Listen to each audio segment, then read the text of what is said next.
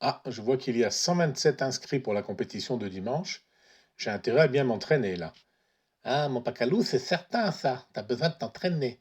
Oui, oui, je sais, Smarty, je sais. Et c'est beaucoup, 127? Ben, t'as qu'à compter sur tes doigts. Mais j'ai pas de doigts, mon pacalou. J'ai juste 4 orteils par patte. Ah non, non, en fait, tu en as 5 si tu comptes l'ergot de chaque côté là. Ouais, si tu veux. Mais je ne vois que les 4 de chaque côté. Donc du coup, ça fait en tout, ça fait combien, mon pacalou? Eh bien, 4 plus 4, 8 orteils. Ouais. Et toi, t'en as 5 des orteils à 5 mains. Ça fait donc, j'ai des doigts, Smarty, des doigts. Et ça fait 5 plus 5, 10 doigts. Et alors? Eh bien, si je compte sur mes doigts, je ne vais pas aboutir au même calcul que toi, mon pacalou. Mais oui, c'est vrai, tu as raison. Allez, tiens, étudions la chose ensemble.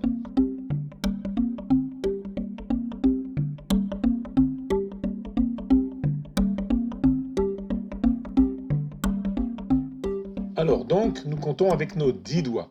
Et nous avons appris à faire des paquets de 10 quand il y a beaucoup de personnes, et même de paquets de 10 paquets de 10. 127, cela veut dire un paquet de 10 personnes, on dit 100 en fait, plus deux paquets de 10 personnes, et plus les 7 personnes qui ne remplissent pas assez un paquet complet. Quand toi, tu comptes avec tes 8 orteils, tu vas réfléchir avec des paquets de 8.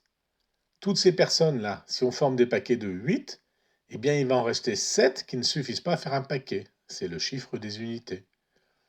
Les paquets de 8, on va essayer de les regrouper en paquets de 8 paquets de 8. Alors là, j'arrive à en faire un gros. Et donc il reste 7 paquets de 8. C'est le chiffre des huitaines, en quelque sorte. Et le dernier gros paquet, il y en a un, c'est le chiffre des huitaines de huitaines. Ça ne porte pas vraiment de nom. Donc pour toi, il y a 177 personnes en comptant par huitaine, on dit la base 8. Et pour moi, 127 en comptant par dizaine, on dit base 10.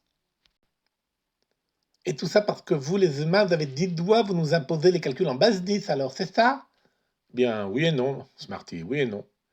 C'est vrai que cela est devenu un standard dans le monde entier, la base 10. On dit parfois par abus de langage la base décimale. Mais dans le passé, certaines cultures n'utilisaient pas la base 10. Certains Népalais comptaient et comptent toujours en base 12 en utilisant leurs phalanges, et c'est le pouce qui bouge sur ces 12 phalanges. Les Babyloniens, eux, comptaient en base 60. D'ailleurs, il en reste encore des vestiges aujourd'hui. Regarde, on compte 60 minutes dans une heure et on compte 360 degrés dans un tour de cadran. Les Mayas, et les Aztèques aussi, je crois, comptaient en base 20. Ils énonçaient les valeurs en protraction. Par exemple, 54 en décimale, ça donne 14 de la troisième vingtaine. On a deux vingtaines plus 14 qui sont en train de créer une troisième vingtaine. Et encore aujourd'hui, les Yuki, une tribu aux États-Unis, au nord de la Californie, comptent en base 8. Ils ne comptent pas sur les doigts, mais entre leurs doigts. 1, 2, 3, 4, 5, 6 et 8. Et donc tout cela, c'est juste le fait du hasard, mon pacalou, cette base 10. Absolument. La base 10 est devenue historiquement celle utilisée presque partout. Un peu partout également, dans tous les systèmes, l'idée du rien, le zéro, comme on dit maintenant, a été inventée. C'est aux environs du 5e siècle que le symbole zéro est apparu tel que nous le connaissons chez les Indiens de l'Inde. Ce symbole a été emprunté par les mathématiciens arabes aux alentours du XIIIe siècle, et les Arabes l'ont transmis à leur tour à toute l'Europe, et puis les États-Unis après, qui ont été créés plus tard. Mais le choix de la base 10 est juste un hasard, plutôt que guidé par des raisons purement logiques ou mathématiques. Enfin, parle pour toi et pour les humains seulement, mon pacalou. Moi, quand je compte mes croquettes, là, en base 8, j'en ai beaucoup plus qu'en base 10. Hein, mon cassou?